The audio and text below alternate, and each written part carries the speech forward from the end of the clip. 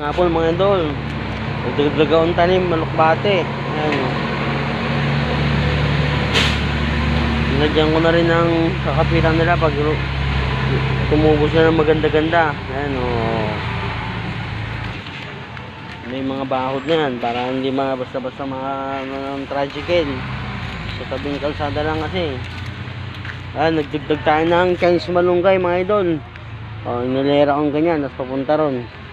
Para sumabay sila sa ano paglaki. Mas nag-isang papaya natin oh.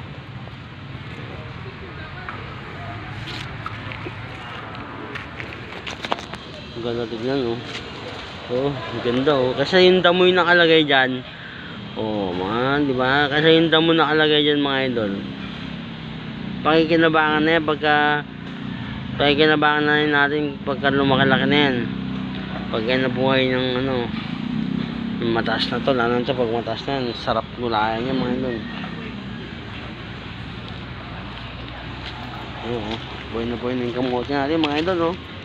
Yung mga talbos na oh. Ayun mga idol. Alam mo hindi mabubuhay yung ano oh. Oh, buhay na yung Chinese malunggay natin mga idol.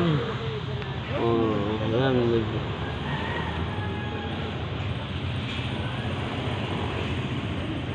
Lalo na ito ang nukbate natin mga idol. Ganda niyan pag tumubo. Meron pa yun dito mga idol.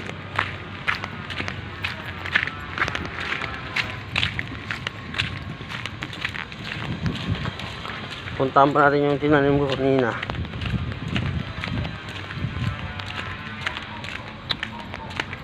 Yan o.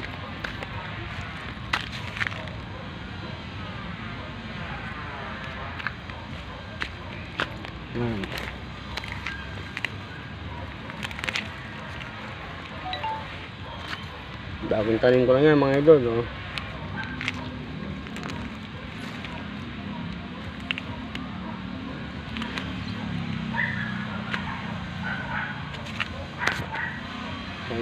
Chinese malunggay din yan. Sarap yan.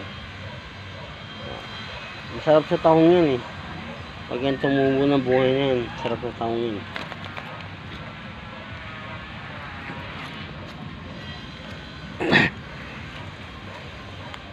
Yan. Nagbublog ako, mga tanim ko. Tanim mo yan? Oh, ito, katatanim ko lang kanina umaga. Kuha ka dyan pagka ano, lumaki-laki na. Nabuhay. Oo.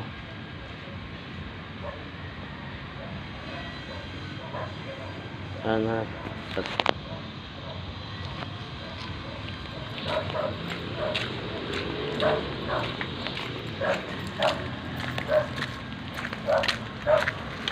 Dalawang area yung taniman natin ng mga gulay mga ito. Ito magaganda na ito kasi ano na sila oh. Nakabero na sila oh. Yung mga talbos na oh. Yan. Ito mga idol, bagong tanim natin, alokbate oh. Bagong tanim natin ito mga to. Malungkot pa sila, hindi pa sila nakabero eh.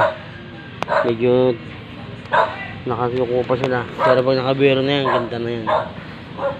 Ginawan ko na rin ng kakapitan na yan mga idol.